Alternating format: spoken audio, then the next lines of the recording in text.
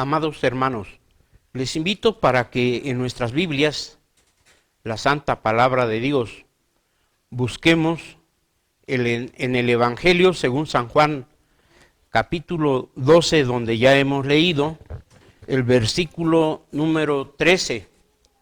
San Juan, capítulo 12, versículo número 13. Y cuando lo tengamos, nos demos la oportunidad de leerlo todos, saboreando, deleitándonos, hermanos, en la lectura de este versículo. Es decir, pausadamente, tomándole el sabor, el tono de cada palabra, de lo que quiere decir el Señor en este texto. Vamos a invitar a los hermanos, los puros varones, para que tengan la oportunidad de leer primero este texto, San Juan capítulo 12, versículo 13. Tomaron palmas y salieron a recibirle y clamaban: Hosana, bendito el que viene en el nombre del Señor, el Rey de Israel. Ahora invito a las hermanas.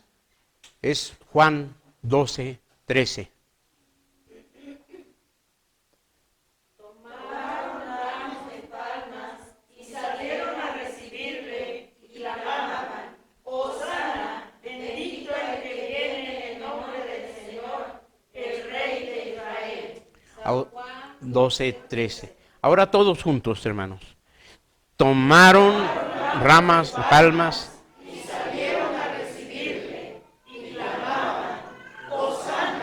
bendito el que viene en el nombre del Señor, el Rey de Israel. San Juan 12, 13. Sentados, hermanos.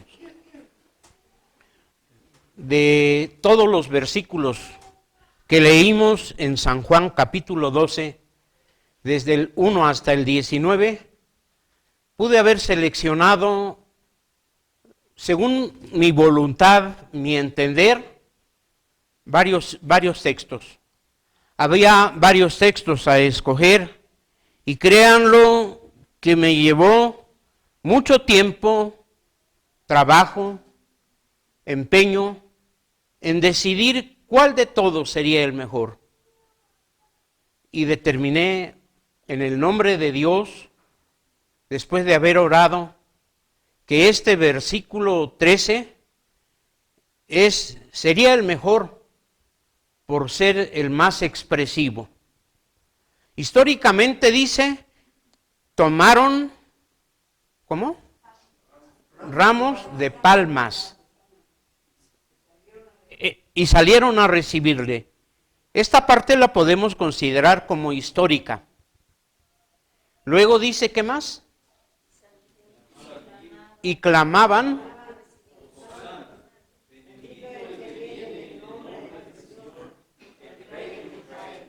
Esta parte la podemos describir como expresiva.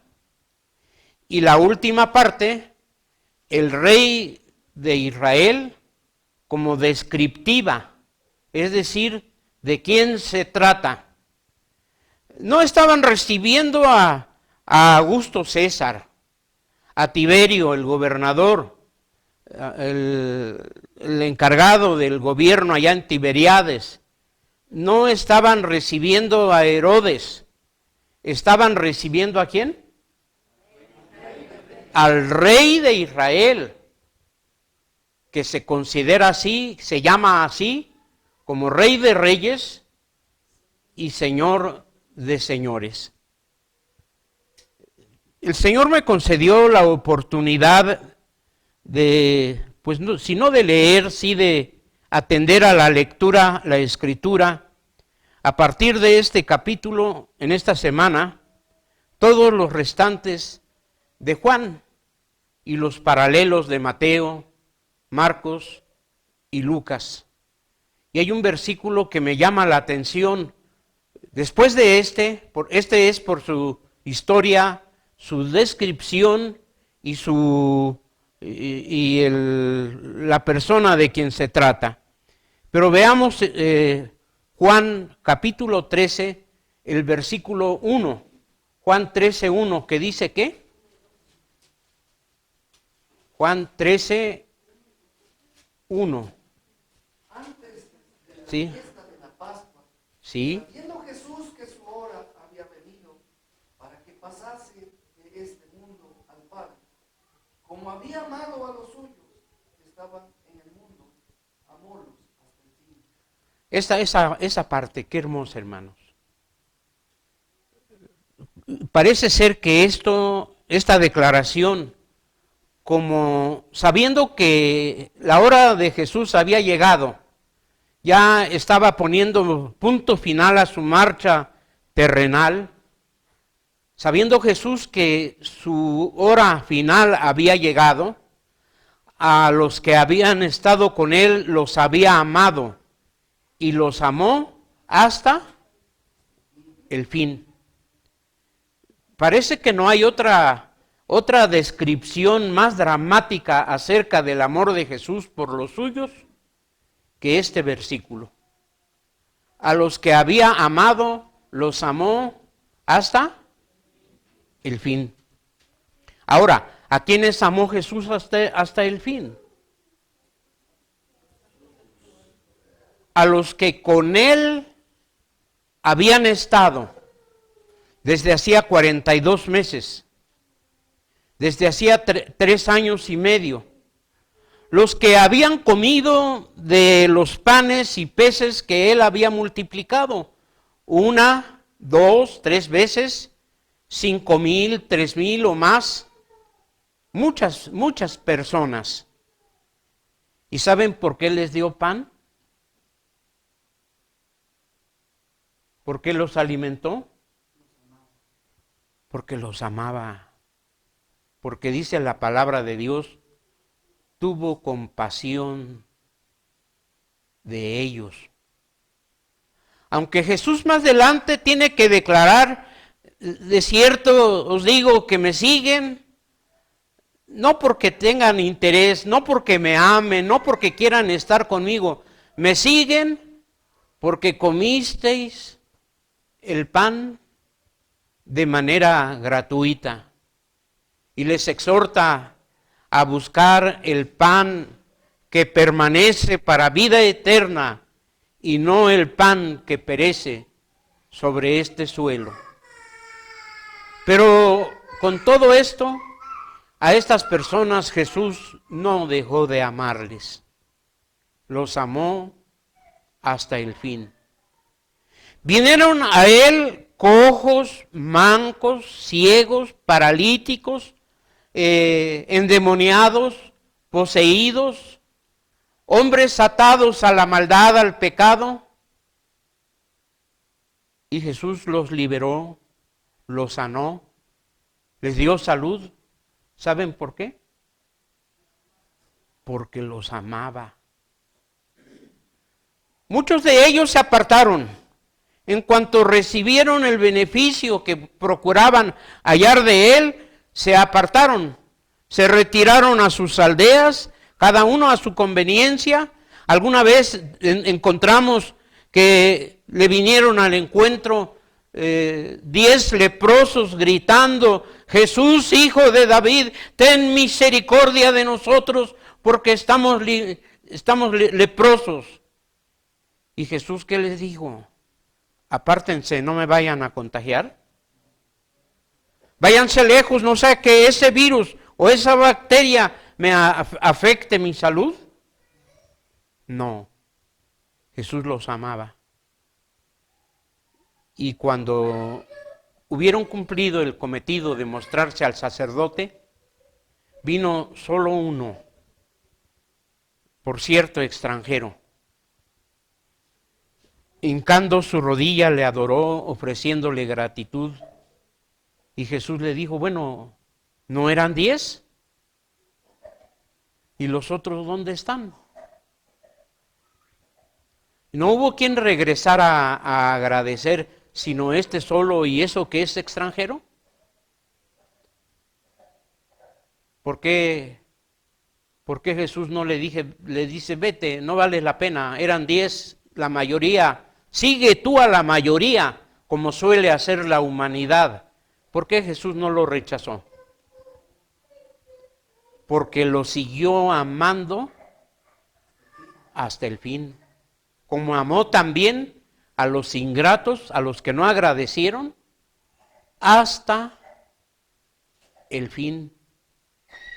El número de los suyos se fue reduciendo cada vez más y más y más, hasta el momento en que se reduce solamente a 12, sus apóstoles. Y de esos 12 apóstoles, parece que solamente son 4 los que sobresalen. Pedro, su hermano Andrés, Jacobo y Juan. Y de estos 4, el Señor llamó a 3.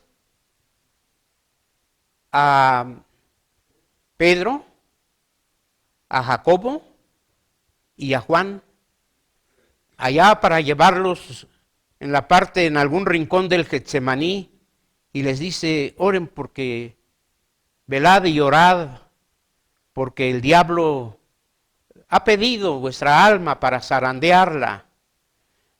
Van a tener pruebas muy fuertes. El diablo está acechando. ¿Cuántos pudieron orar y velar? Ninguno. Todos se durmieron. ¿Por eso Jesús dejó de amarles?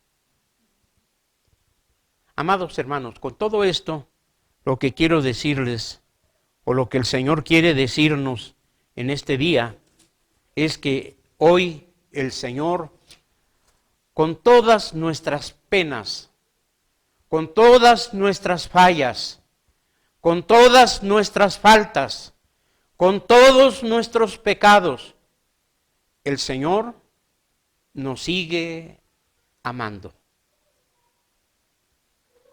Y esto no es motivo para estar tristes. No es motivo para afligirnos. No es motivo para llorar. El saber de la infinitud, de la inmensidad del amor de Jesucristo para con nosotros, los pecadores, es motivo de un gozo que debiera ser de las mismas dimensiones. ¿Cuáles son las dimensiones? Infinitas, magnas. Dios dice, con amor eterno te he amado. Y nuestro gozo debe ser así, inagotable, infinito, magno. El amor de Dios, el amor de Jesucristo para con nosotros no conoce límite, no conoce profundidad, no conoce altura. Así debería ser nuestro gozo, la respuesta nuestra hacia el amor de nuestro Salvador. Bien valdría la pena el día de hoy que valoremos, que pongamos, amados hermanos, medida a todo aquello que hoy nos estorba para no poder mostrar a nuestro Salvador el gozo que debiéramos en respuesta a su infinito amor por venir a rescatarnos. ¿Qué es lo que estorba a la vida del creyente el día de hoy para no poder responder en la misma magnitud de su amor? Ya no con nuestro amor, simplemente con nuestro gozo.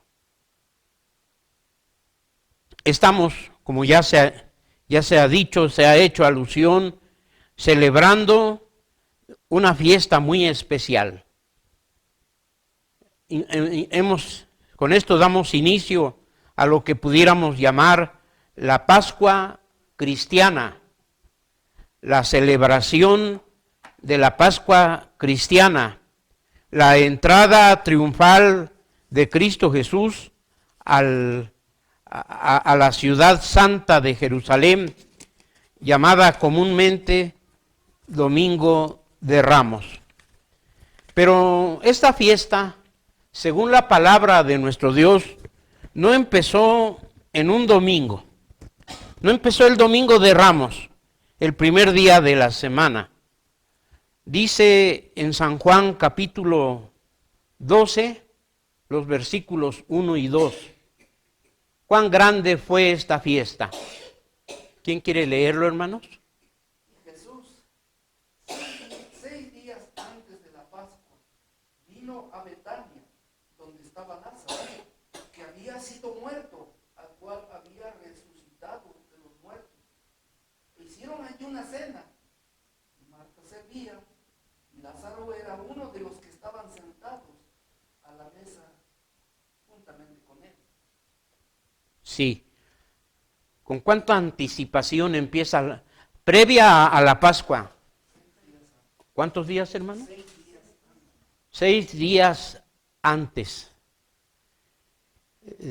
Si los hermanos que estuvieron en la escuela dominical pusieron atención, vamos a caminar hacia atrás, a contar los días hacia atrás, del viernes hacia atrás 6 días. ¿Y a cuál día nos estaríamos refiriendo?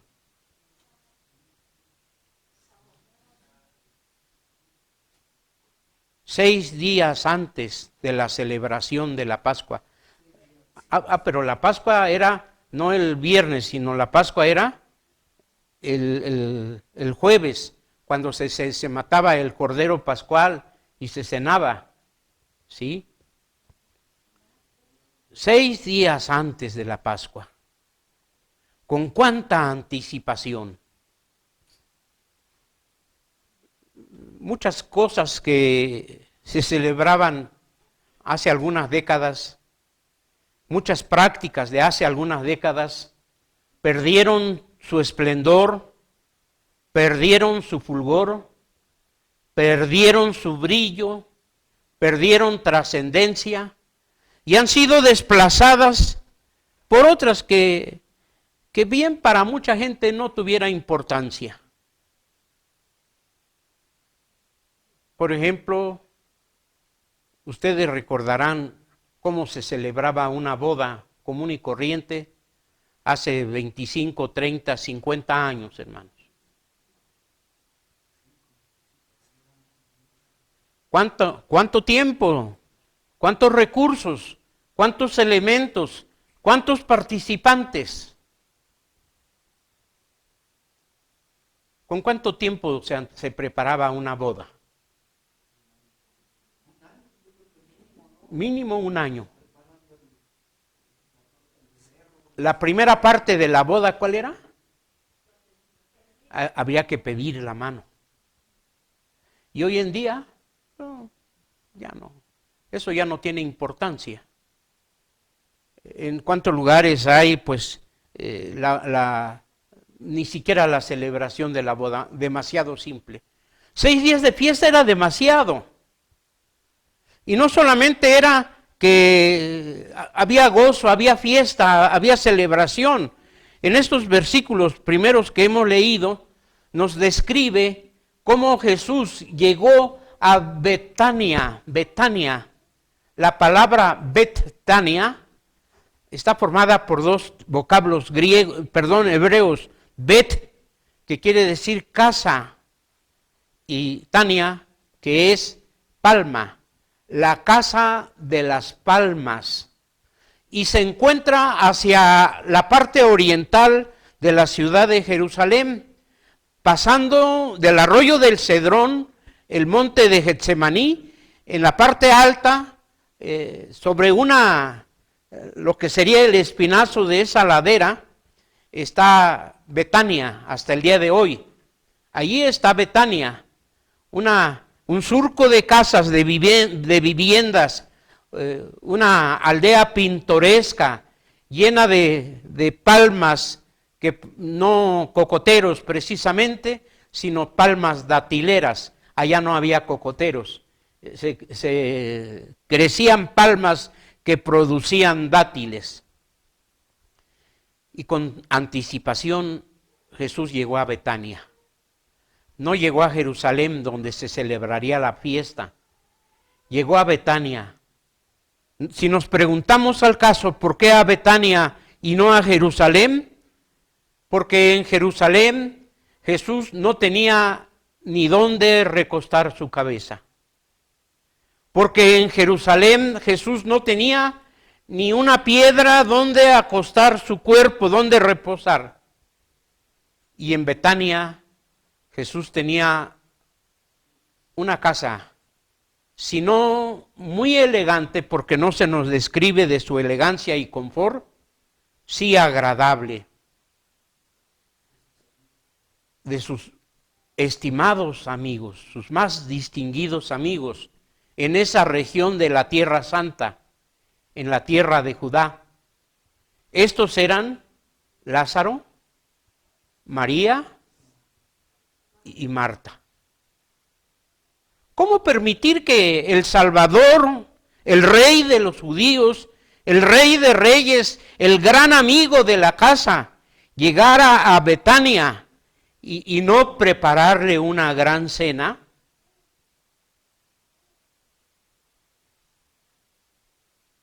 Marta tenía que ocuparse de ello. Lázaro tenía que ocuparse de la preparación, de la disposición del mobiliario y la distribución oportuna de éste para que Jesús ocupara el lugar propio a su dignidad. Mientras María tenía que hacer lo propio. No encontramos en ningún evangelio la descripción del menú de aquella cena. Estimados hermanos, si Jesús llegara a su casa hoy, ¿qué le dirían ustedes?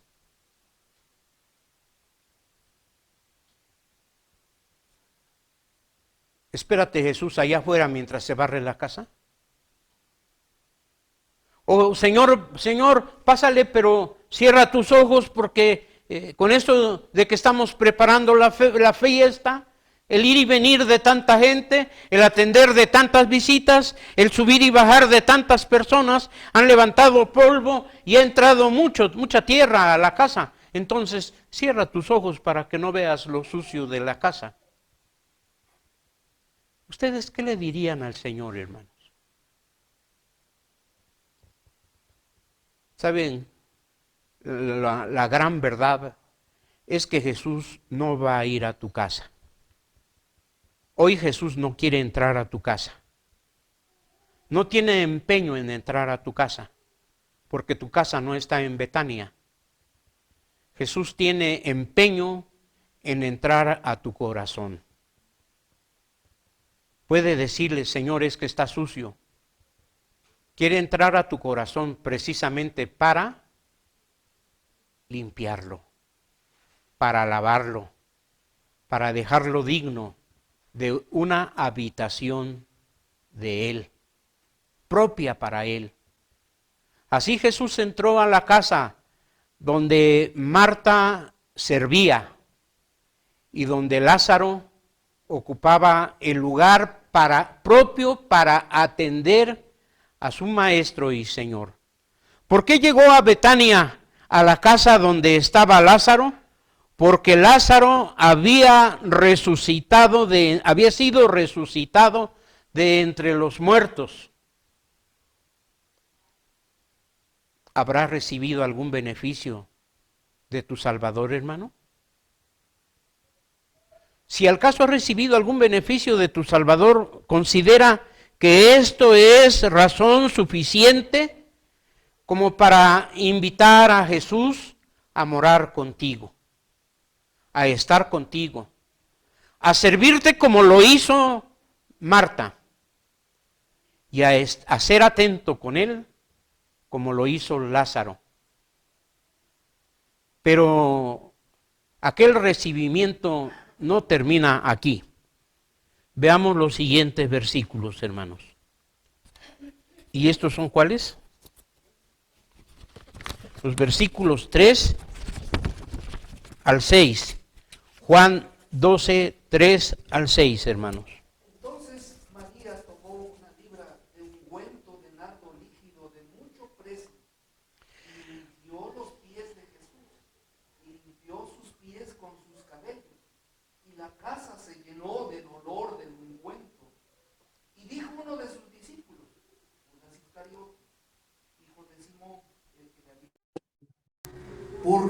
se ha vendido este ungüento por 300 dineros y se dio a los pobres?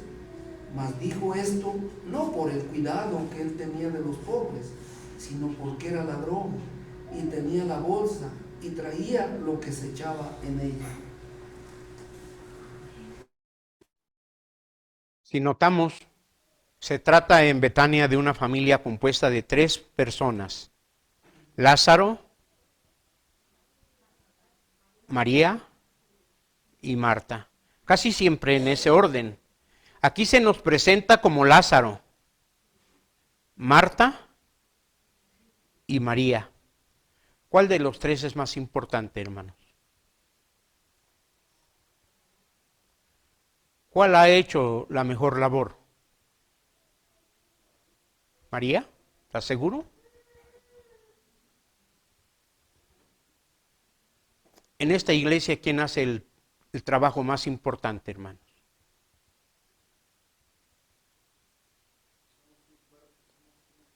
Eso. Quiero que sepas que nadie es más importante que nadie. Y lo que tú dejes de hacer, no lo hará nadie. Somos un cuerpo. Y aquí era una familia. Y si Lázaro no ocupaba su lugar, nadie lo podía ocupar más. Si Marta no hubiese preparado la cena y servido con esmero, dedicación y amor, nadie lo hubiera hecho. Y si María no hubiese preparado su dinero para adquirir un ungüento de gran precio, de nardo líquido de gran precio, nadie lo hubiera hecho. Y lo que tú dejes de hacer en este cuerpo, nadie más lo va a hacer. De manera que es el momento de ver qué es lo que estás dejando de hacer y poner atención en ello. María, era muy rica María. ¿Cuál era el sueldo de María? Se mencionan a varias Marías. Indudablemente que cada María realizó alguna labor especial. Así como en la casa de Lázaro, cada quien hacía una función o realizó un trabajo particular, especial. Así como en la iglesia cada persona tiene un don diferente, dice Romanos capítulo 12, que de manera que teniendo diferentes dones, úsese cada uno conforme a la medida de fe que Dios repartió a cada uno. De la misma manera, cada uno debería usar sus dones al servicio del Señor. Y María, tal vez su don era la administración de su economía, guardar su dinero, juntar su dinero, tener el dinero a tiempo para que cuando el Señor llegara a su casa en el siguiente momento, ella tuviese ya lo suficiente para hacer el mejor regalo al Señor.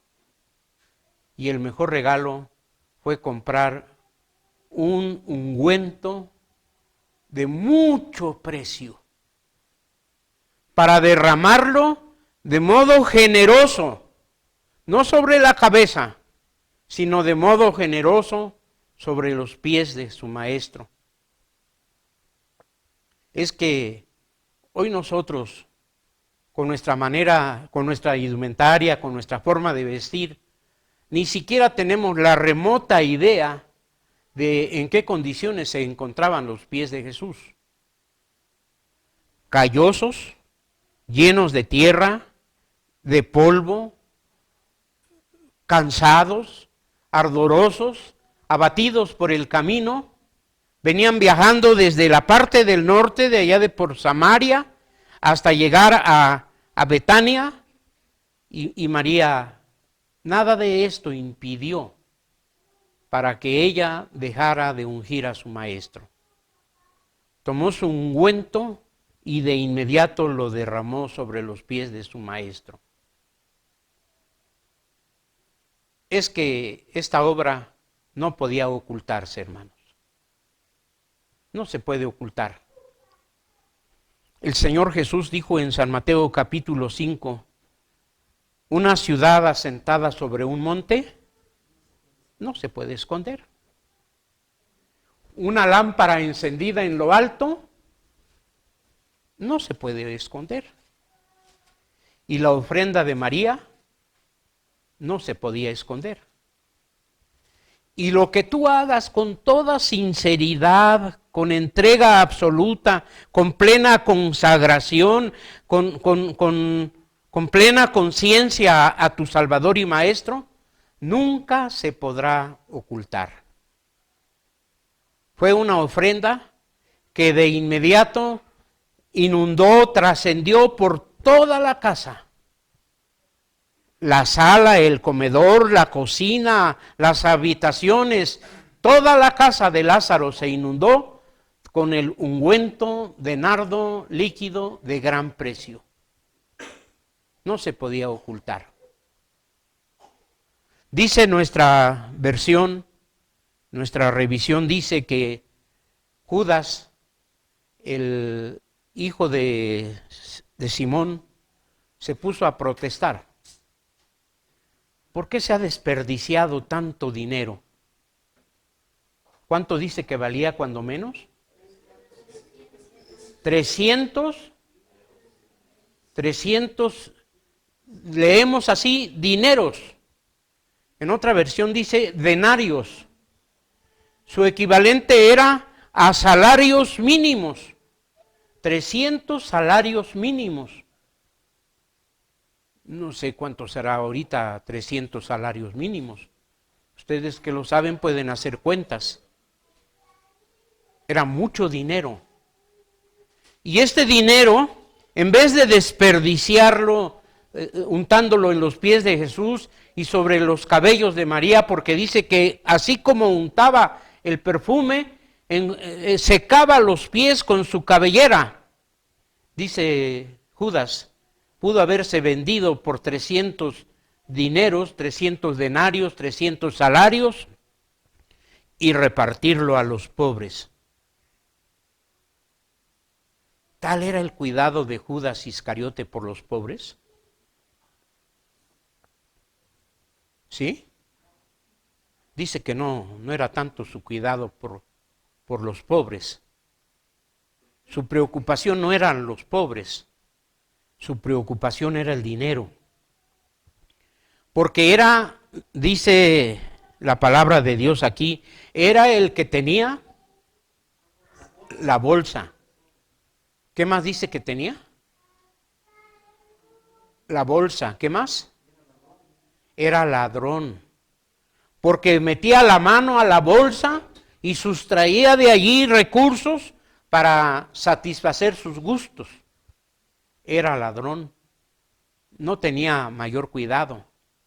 Y en ese momento María parece ser que se siente retraída y piensa, ¿estaré haciendo bien? ¿Habré hecho mal? ¿Qué es lo que hice mal? El hombre en quien Jesús confiaba más está disgustado, no está de acuerdo conmigo, no le agradó mi acción. ¿Qué tendré que hacer? Y Jesús les dice no a María, sino a Judas y a todos los que estaban de acuerdo con Judas. Déjala, no la molestes, no la preocupes, porque este es un acto prefunerario. Para el día de mi sepultura ha hecho esto. A Jesús no tuvo oportunidad de que alguien antes de sepultarlo lo ungiera, le untara drogas aromáticas, ni siquiera que lavaran su cuerpo, sino simplemente lo envolvieron en un manto y lo fueron a depositar en una sepultura, en una cueva. ¿Era tanto el cuidado de Judas por los pobres? Pero el de Jesús sí, hermanos. Porque Jesús dijo, a los pobres siempre les tendréis con vosotros. mas a mí no siempre me vais a tener. A los pobres siempre les tenéis entre ustedes. ¿Hay pobres entre nosotros? ¿Ahora hay pobres entre nosotros, hermanos? Indudablemente que sí.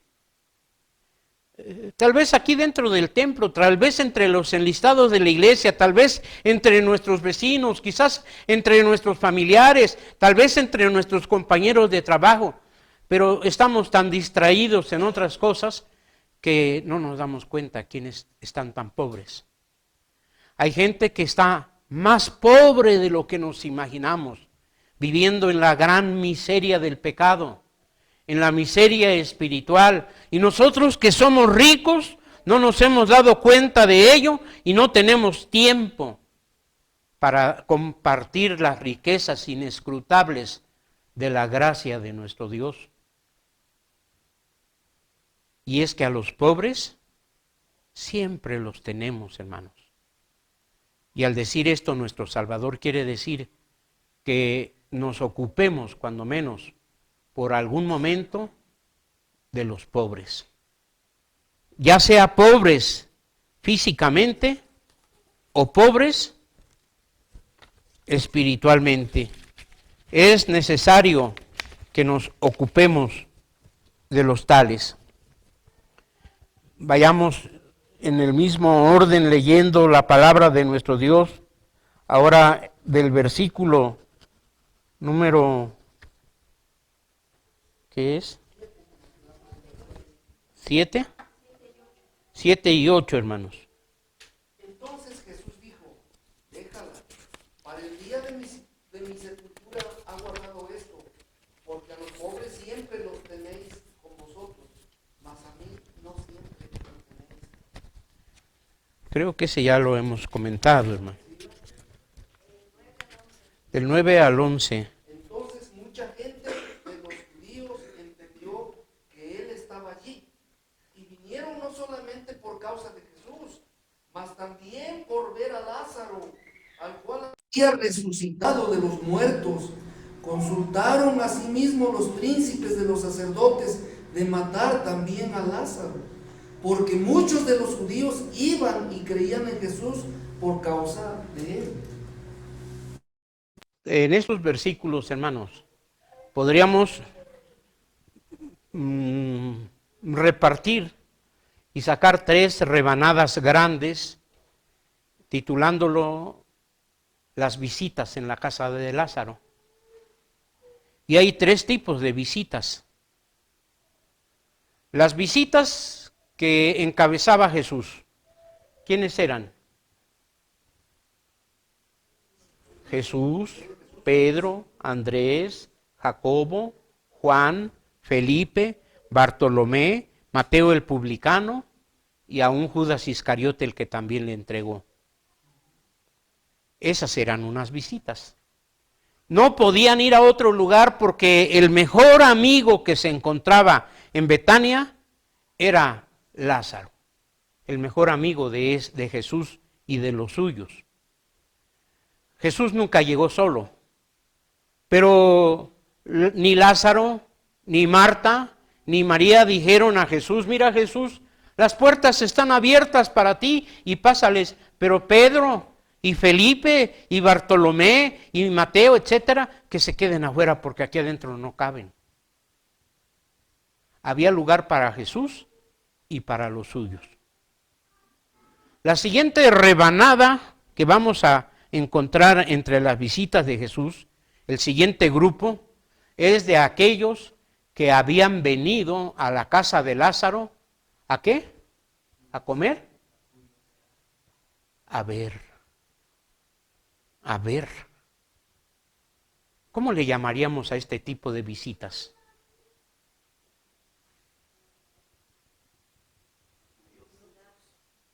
¿Mandé? Curiosidad. Visitas morbosas. ¿Por qué hay visitas curiosas? A veces encontramos, hermano, mire, la hermana hizo este mantel, ¿cuánta curiosidad hay en su mano? Una labor curiosa, ¿verdad? Una labor bien hecha. Pero la labor de aquellos hombres no era esa, era la de ver a Jesús. A ver en qué condiciones estaba ahora Lázaro después de haber sido resucitado. Si estaba más flaco, si estaba más gordo, si había crecido, si se había estirado. ¿En qué condiciones estaba Lázaro? Sí, y todo lo que podamos añadirle a esto, ¿verdad?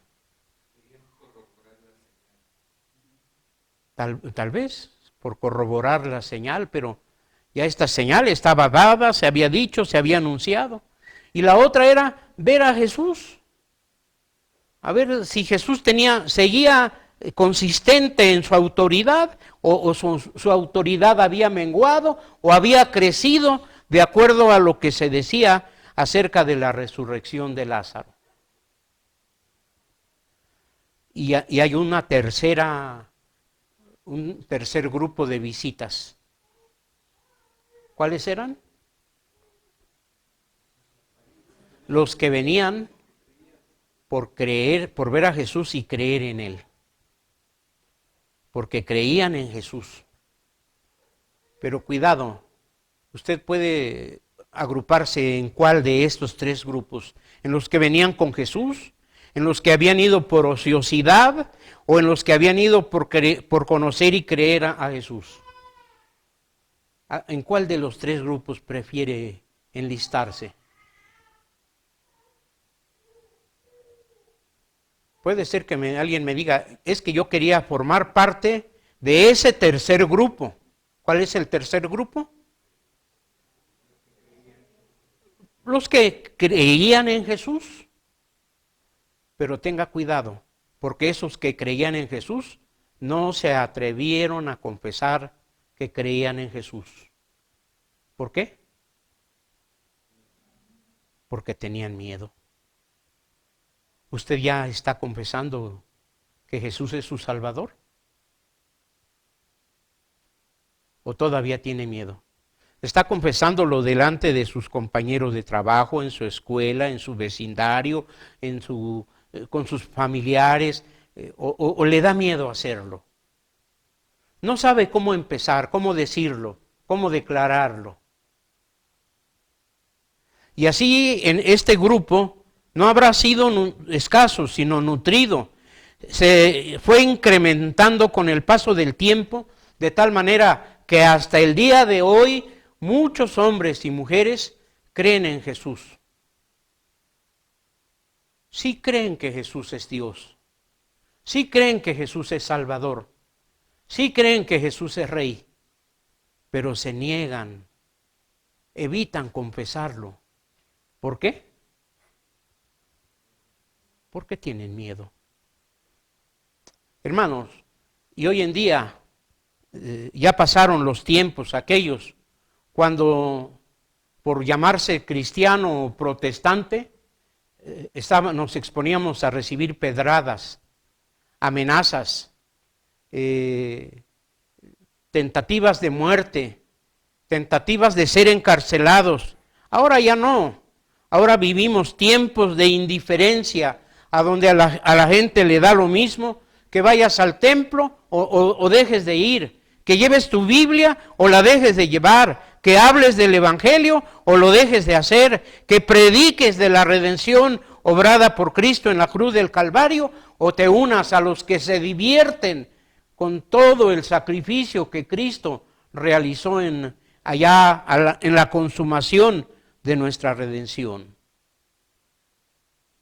¿Por qué entonces tienes miedo de declarar que Jesús es tu Salvador? Dice el versículo 13 que leímos, el versículo 12, Juan 12, 13. ¿Dice qué? No, Juan, sí. Mucha gente que había venido a la fiesta, como oyeron que Jesús venía a Jerusalén, tomaron ramos de palmas, salieron a recibirle, clamaban: Hosana, bendito el que viene en el nombre del Señor, el Rey de Israel. Y el siguiente versículo. Dice, hasta el 19, ¿verdad? Dice, Sí. Y halló Jesús un asnillo y se sentó sobre él, como está escrito: no temas, hija de Sión, he aquí tu rey viene, sentado sobre un pollino de asna. Estas cosas no las entendieron sus discípulos de primero, pero cuando Jesús fue glorificado, entonces se acordaron de que estas cosas estaban escritas de él y que le hicieron estas cosas. Y la gente que estaba con él daba testimonio de cuando llamó de Lázaro del sepulcro y le resucitó de los muertos, por lo cual también había venido la gente a recibirle, porque había oído que él había hecho esta señal. Mas los fariseos dijeron entre sí: ¿veis que nada aprovecháis? He aquí, el mundo se va tras de él. Gracias, hermano. Decía al principio, encontramos el versículo número 13, que lo podíamos dividir en tres partes. Una histórica, la otra ¿qué? Expresiva, y la otra descriptiva o declarativa.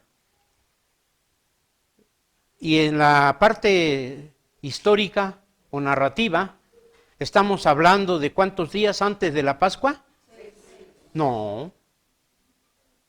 6 días antes de la Pascua se hizo una fiesta en la casa de Lázaro. No. En el versículo número 12, al siguiente día.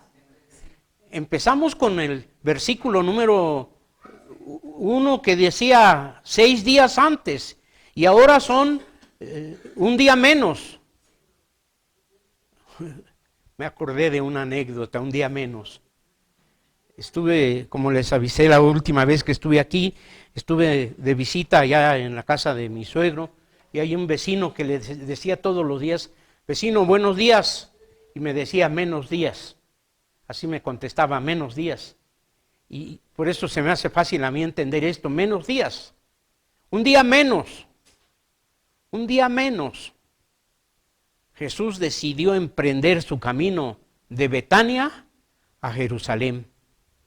Pasar la ladera de Betania hasta el arroyo del Cedrón por la pendiente, la falda del monte del Getsemaní, y después subir por el lado oriental hasta Jerusalén. Este era el día 5 antes de la Pascua.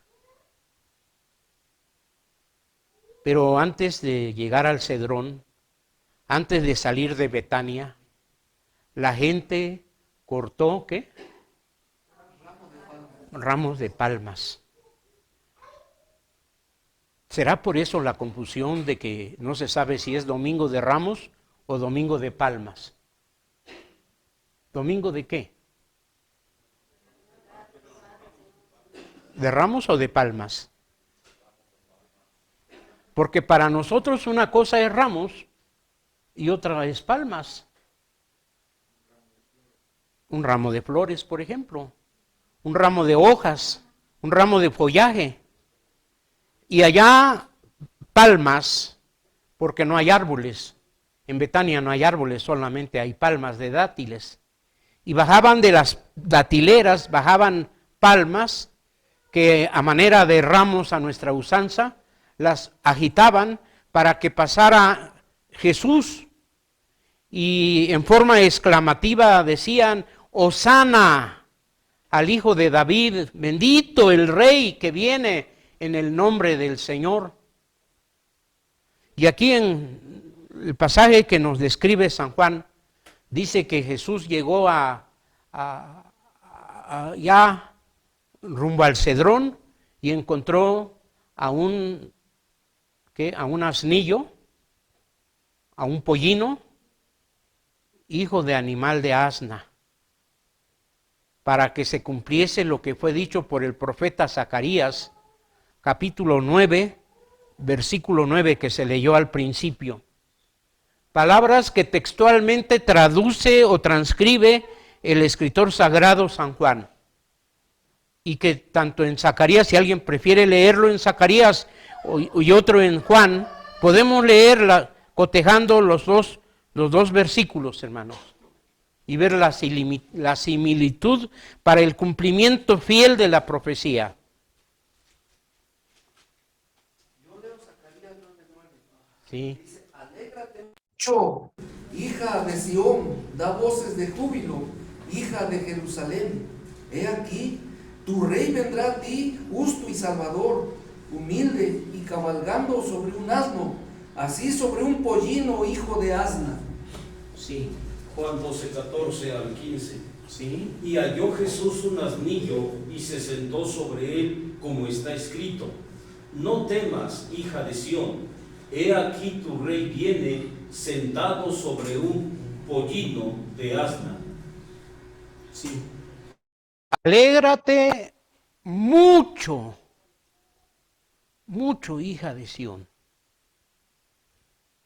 Parece ser que en los tiempos de Zacarías, allá la tierra de Judá estaba pasando por épocas de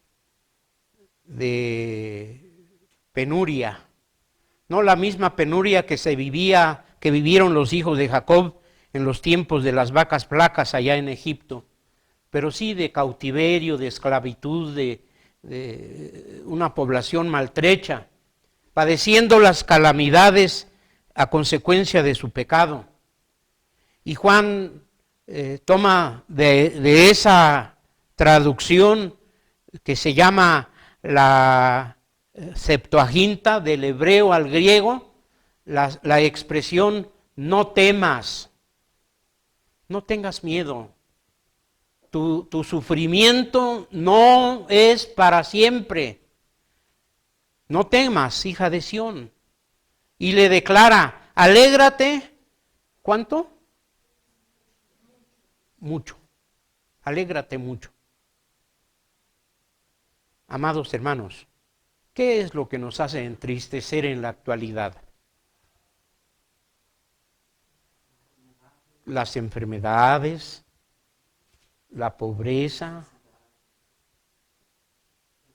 las preocupaciones, las aflicciones, temores, la depravación, la maldad. A veces eso no nos preocupa. Las noticias, que la sequía, que la guerra aquí y por allá. Bueno, ¿qué es? Pablo pregunta en su carta que escribe a los Romanos capítulo 8, ¿qué nos puede apartar del amor de Dios que es en Cristo Jesús? Y parafraseando este versículo, la pregunta sería, ¿qué nos puede apartar del gozo de Dios, hermanos? Nada debería apartarnos. Y si nada nos debe apartar, si nada nos puede apartar del gozo, del amor de Dios que es en Cristo Jesús, amados hermanos, alégrate mucho. Gózate mucho, iglesia. Alégrate, sé feliz. Pero ¿cómo le demostramos nuestra felicidad? Tendríamos que agarrar una palma cada 8 días y agitarla y cantar ¿sí?